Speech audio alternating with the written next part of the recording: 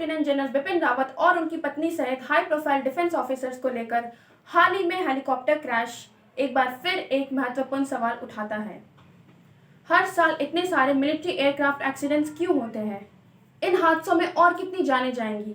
हमें इन सवालों का जवाब जल्द से जल्द देने की जरूरत है ताकि 8 दिसंबर 2021 को हुई हेलीकॉप्टर क्रैश अपनी तरह की आखिरी बनी रहे। इस वर्ष 2021 में ही भारत में हमने 6 डेडली प्लेन क्रैशेस देखी, जिनमें 4 MiG-21 बाइसन, एक मिराज 2000 और हाल ही में जो दुर्घटना हुई है उसमें Mi-17 V5 शामिल है। इससे पहले भी भारत में टॉप मिलिट्री ऑफिसर से जुड़ी प्लेन क्रैशेस देखी गई हैं।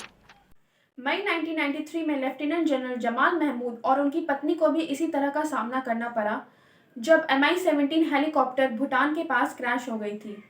तो आइए इन एक्सीडेंट्स के कुछ कारणों को खोजने की प्रयास करें ताकि हम सलूशन के बारे में बात कर सकें। क्यों रशिया द्वारा बनाई गई एयरक्राफ्ट बार बार फेल हो रहे हैं?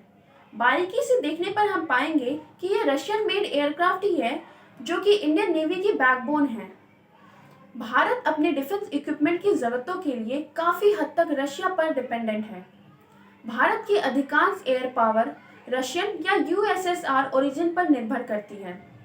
एयरक्राफ्ट जिसमें multi role combat aircraft Sukhoi Su-30, MiG-29 और ट्रांसपोर्ट एयरक्राफ्ट जैसे इल्यूशन 76, Mi-24, Mi-26 और नेवल एयरक्राफ्ट कमोव 26 सहित हेलीकॉप्टर शामिल हैं। रशिया में बनाई हुई एयरक्राफ्ट ही सबसे अधिक दुर्घटनाओं का शिकार रही है। 2 साल पहले भारत के डिफेंस मिनिस्टर ने बताया कि रशिया से खरीदे हुए आधे से ज्यादा 872 MiGs एक्सीडेंट में हमने खो दिया, जिसमें 200 से अधिक लोगों की जानें भी गई। Particularly MiG jet flying coffin या विडो मेकर के रूप में भी जाना जाता है। पायलट्स रेगुलरली कंप्लेन करते हैं कि कुछ MiG मॉडल बहुत तेजी से उतरते हैं और खिड़की की कैनोपी के डिजाइन की वजह से वे रनवे को ठीक से नहीं देख पाते।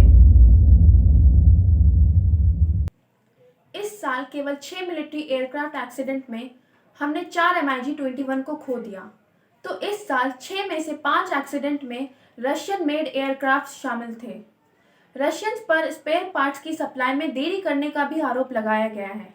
हमारी प्रॉब्लम्स बस इतनी ही नहीं है। एयरफोर्स पहले से ही wide variety of aircraft use करता आ रहा है, जिस वजह से उन्हें ट्रेनिंग और मेंटेनेंस में भी दिक्कतों का सामना करना पड़ता है।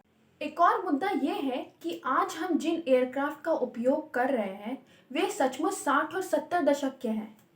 पुराने एयरक्राफ्ट के रिटायरमेंट की डिस्कशन हुई है, उनमें से कुछ को रिटायर भी कर दिया गया है, लेकिन अभी भी एक बड़ी संख्या का उपयोग किया जाता है जो लगभग 40 से 50 दशकों से मॉडिफाई होते आ रहे हैं। इसलिए मुझे लगता है कि हमें बदलाव की ज़रूरत है, क्योंकि ये वो एयरक्राफ्ट है जो अधिक दुर्घटनाओं का शिकार हो रहे हैं। अब बात करते हैं pilot to aircraft ratio. Indian air force के पास प्रेजेंट में पर एयरक्राफ्ट 1.5 पायलट की रेशियो है। वहीं दूसरी तरफ पाकिस्तान एयरफोर्स के पास पर एयरक्राफ्ट 2.5 पायलट की रेशियो है। इसका मतलब यह है कि फुल स्केल वॉर के समय पाकिस्तान एयरफोर्स इंडियन एयरफोर्स के कंपैरिजन में ज़्यादा efficiently day and night operations को अंजाम दे सकता है। इसका कारण यह है कि एयरक्राफ्ट को एक दिन में 6 से भी अधिक उड़ान भरने को कहा जा सकता है, लेकिन पायलटों को ह्यूमन स्टैमिना लिमिट से डील करना पड़ता है। आमतौर पर विंग कमांडर के ऊपर के रैंक के पायलट उड़ान नहीं भरते क्योंकि वे डेस्क ओरिएंटेड जॉब से बंधे होते हैं। ऐसे पायलटों को एनलिस्ट करने के बावजूद पायलट से एयरक्राफ्ट का रेशियो केवल 2 तक ही बढ़ा। इसलिए जूनियर पायलटों को उनकी एफिशिएंसी को अफेक्ट करने वाला बल्क वर्कलोड का भार मिलता है। अब बात करते हैं लैक ऑफ बॉम्बिंग प्रैक्टिस के बारे में। Indian air force actual bombing practice के बजाय सिमुलेशन पर अधिक निर्भर करते हैं। प्रेजेंट में Indian air force fighter pilot firing range की अनअवेलेबिलिटी के कारण सिमुलेटर्स पर अपने बम गिराने के स्किल्स को प्रैक्टिस करते हैं। Western air command currently Punjab के हरवारा के पास एसके रेंज में फायरिंग प्रैक्टिस करते हैं।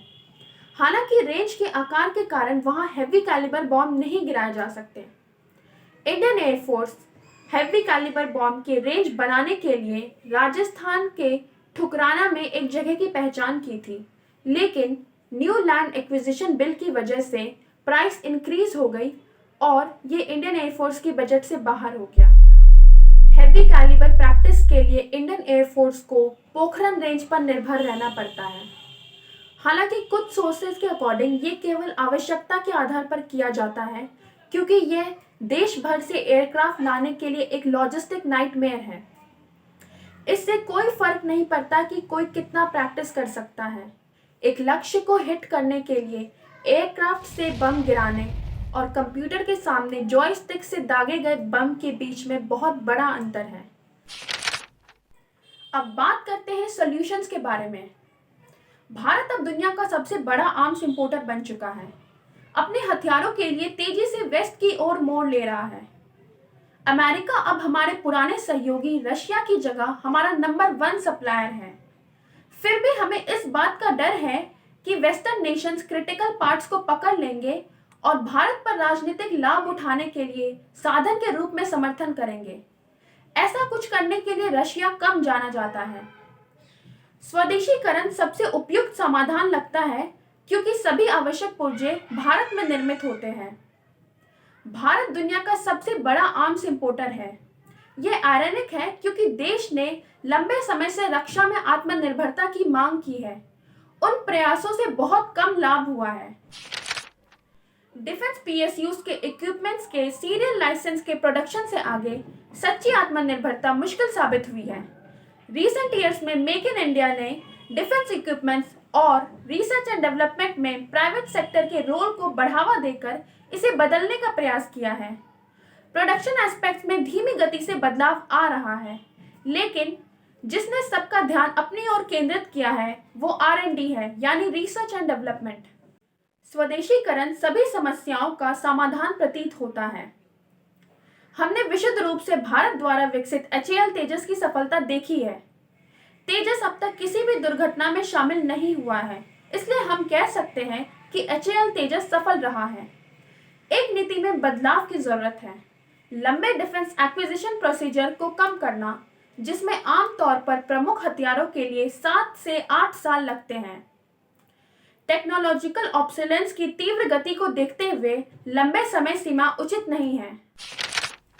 अंत में हम अपनी बात समाप्त करना चाहेंगे कि हम रशिया को पूरी तरह से दोष नहीं दे सकते। आखिरकार जब हम वास्तव में संकट में थे तो उन्होंने भारत की मदद की। मित्र वही जो मुसीबत में काम आए। जैसा कि हमने पहले चर्चा की है कि हमें अलग अलग देशों में जाने की आवश्यकता नहीं है। हमें अपने सिस्टम में बदलाव की जरूरत है, ताकि भविष्य में USA या फ्रांस या रशिया से हमें कोई फर्क ना पड़े और हम भारतीयों को अंततः हमारे लिए विशेष रूप से निर्मित आइटम में विश्वास और गर्व हो सके। धन्यवाद।